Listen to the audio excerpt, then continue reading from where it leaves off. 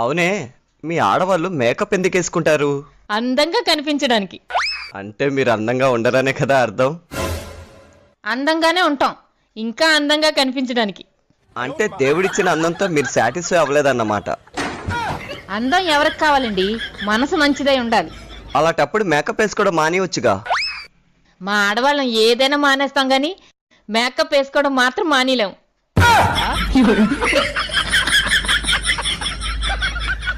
Hello Ganga, చాడీలు చెప్పుకున్న రాచెల్లి group లో ఉన్నావా, లెఫ్ట్ అయిపోయావా? ఉన్నానక్క. మరి 3 రోజుల నుండి చాడీలు చెప్పట్లేదే నువ్వు? నేను మా ఇంట్లో లేనక్క, మా అత్తగారింటికి వచ్చాను. అందుకే నేను ఎవరి మీద చాడీలు చెప్పట్లేదక్క. చాడీలు చెప్పాలంటే మన వీధిలోనే ఉండాల్సిన అవసరం లేదు. అక్కడ మీ అత్త మీదో, మీ వదిన మీదో, మీ మరదల మీదో కూడా చాడీలు చెప్పుకోవచ్చు. అవునా అక్క? అయితే రేపటి నుంచి చూడు, ఒక్కొక్కరి మీద ఎన్ని చాడీలు చెప్తాను. ఓకే, నీకు ఇదే లాస్ట్ ఛాన్స్.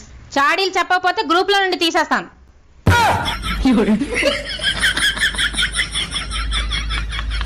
కాఫీ తాగుతారా? మిమ్మల్ని దగ్గర నుండి తీసుకురమ్మని పంపించారండి. టీ తాగుతారా? బుద్ధుందా లేదా నీకు? వద్దని నుంచి చెప్పాలి. ఇందాక నుంచి కాఫీ కాఫీ అని ప్యానల్ తోడెత్తాను. విజయవాడలో తాగాను, కోదాడలో తాగాను, సూర్యాపేటలో తాగాను. ఇదన్నా టానిక్ కాదు, తాగితే బలం రావడానికి. అమ్మవేనా, సరదాగా కొన్ని ప్రశ్నలు అడుగుతాను, సమాధానాలు చెప్తావా? చెప్తాను అత్తయ్య గారు, అడగండి. తాజ్మహల్ ఎక్కడుంది? భూమి మీద. తాగలేని రసం ఏమిటి? పాదరసం. రాజులు నివసించిన కోట ఏది? తులసికోట. తాగలేని పాలు ఏంటి? పాపాలు. కరవలేని పాము ఏది? వెన్నుపాము. రక్తాన్ని శుద్ధి చేసే అవయవం ఏది? కిడ్నీలు. నీకు బాగా చిరాకు రప్పించేదెవరు? మా అత్తగారు. ఇదేంటి ఫ్లోలో ఇలా చెప్పేశాను? నేను కాబట్టి నిన్ను భరించి నీతో ఉంటా. అదే ఇంకో ఆడదైతే ఒక్క నిమిషం కూడా నీతో ఉండదు.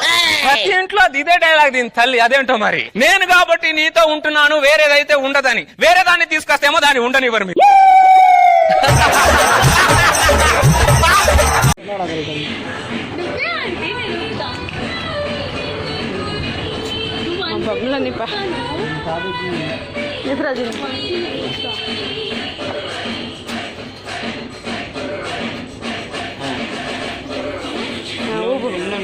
అది బాగా తీసుకోవాల్సింది ఒకసారి ఫోటో. ఇది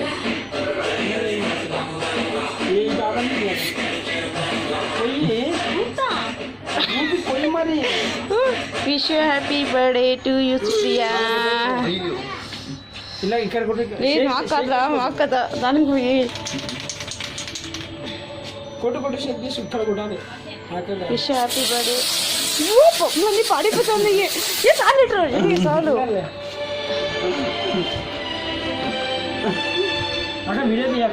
తీసాను చూడప్పా స్వామి. కొంచెము